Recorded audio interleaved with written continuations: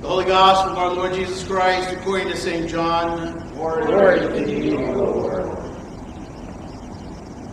Now before the festival of the Passover, Jesus knew that his hour had come to depart from this world and go to the Father. Having loved his own who were in the world, he loved them to the end. The devil had already put it into the heart of Judas, son of Simon Iscariot, to betray him. And during supper, Jesus, knowing that the Father had given all things into his hands, that he had come from God and was going to God, got up from the table, took off his outer robe, and tied a towel around himself. Then he poured water into a basin and began to wash the disciples' feet and to wipe them with the towel that was tied around him. He came to Simon Peter, who said to him, "Lord, are you going to wash my feet?" Jesus answered, "You do not know now what I am doing, but later you will understand." Peter said to him, "You will never wash my feet." Jesus answered, "Unless I wash you, you have no share with me." Simon Peter said to him, "Lord, not my feet only, but also my hands and my head."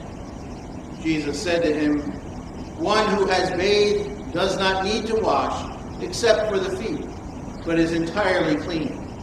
And you are clean, though not all of you." For he knew who was to betray him. For this reason, he said, "Not all of you are clean." After he had washed their feet, had put on his robe, and had returned to the table, he said to them, "Do you know what I have done to you? You call me teacher and Lord, and you are right, for that is what I am. So if I, your Lord and teacher, have washed your feet, you also ought to wash one another's feet.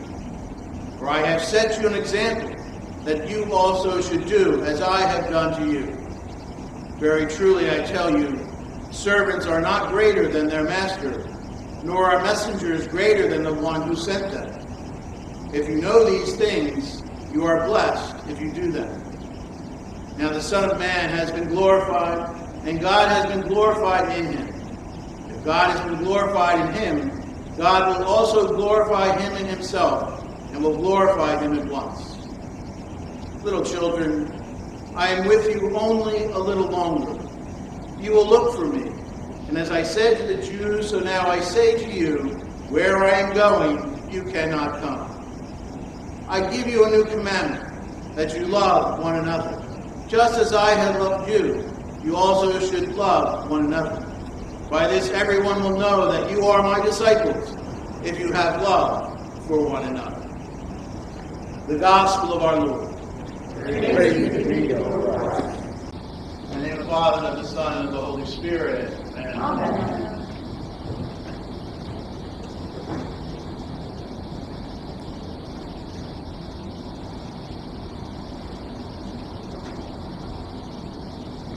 Before I begin, just a brief commercial. Those of you who will be participating in the foot washing, and all of you are welcome to it, there's no limit to this. You might want to start thinking about preparation in terms of shoes and socks and so forth. You're welcome to start removing them.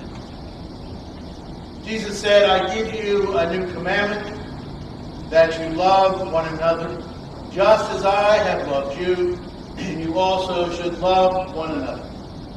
By this everyone will know that you are my disciples, if you have love for one another."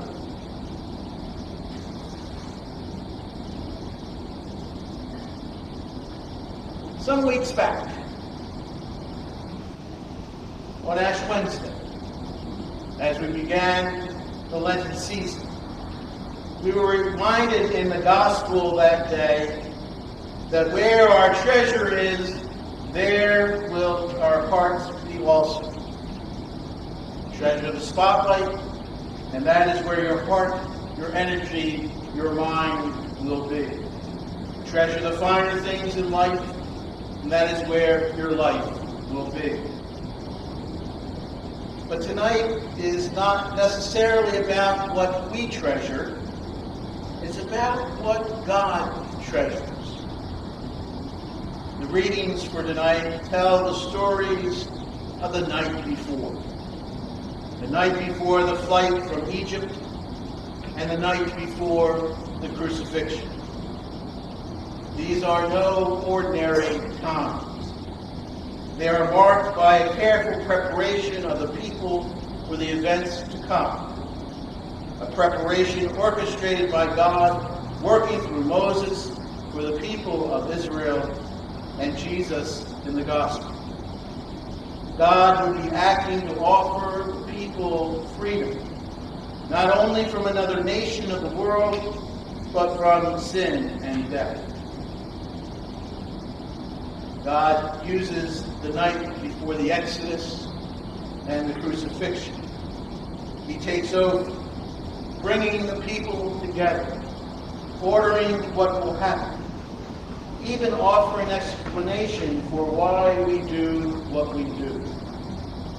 Underlying his concern for what will happen, underlying the details, is the value given to the people he has created. We are his treasures, and he wants us to be safe and to be with him where we belong. He treasures the people of Israel, so much so that he makes it possible for them to escape from their slavery in Egypt, to begin a new life that will eventually lead them into a full relationship with him. He treasures them, making sure they are fed for the journey ahead and protected from the disaster he will bring upon the Egyptians that will give them the window that allows them to escape. He treasures the world he has made so much that he would send us his own Son, that we might know the extent of his love for us. He treasures us so much that we are invited to call him Father and to call Jesus our brother. He treasures us enough that we are invited to consider ourselves family. Jesus treasures us as the Father. On the night before he dies, he gathers his disciples for a final meal together. He identifies the bread and wine as his body and blood, and commands the disciples to do this in remembrance of him. Not simply to remember him, but in remembering him, be able to call upon him, his life to become one with ours, that we might be able to feed off his love and never be left hungry or alone. He treasures us too much for that. He commands those who would follow him to do to one another as he has done to them and to us. Bend down at the feet of one another. Serve them. Treasure them as Jesus has treasured us. As he has seen something in us to treasure. Look into the eyes of another person, any person, and see what Christ sees. A brother or sister to be treasured and loved with our own life. What does God see in us that he treasures so much? If we look in the mirror, can we see it for ourselves? Or is it something that will be brought to the surface through coaxing and encouraging? Do we have to trust that whatever God sees really is there? Trust that in partnership with him, we will one day be able to see it. Will the same be true of the people we meet in our lives? Will we be able to see in them what God treasures? Will we have to trust sometimes that it is there without actually seeing it? Will we have to help coax it out, encourage its surfacing through acts of love, the same acts of love we have known from the hand of Christ? This is still God's night. his night to prepare us for a life where death is identified not with the end, but as a beginning. He prepares us by commanding us to love one another as he loves us, seeing each other what he sees.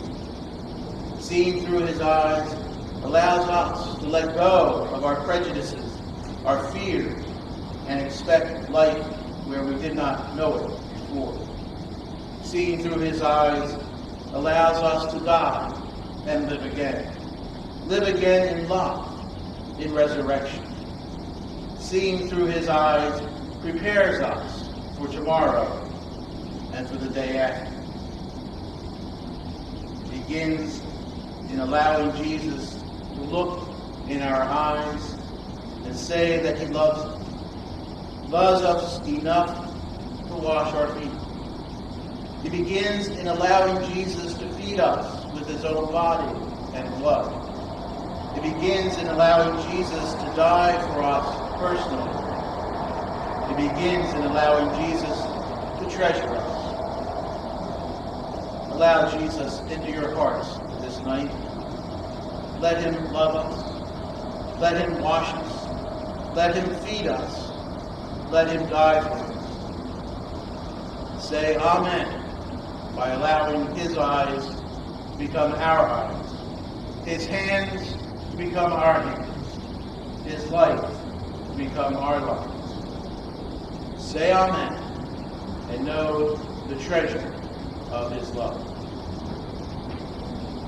Jesus said, I give you a new commandment, that you love one another just as I have loved you. You also should love one another. For by this everyone will know that you are my disciples, if you have love for one another.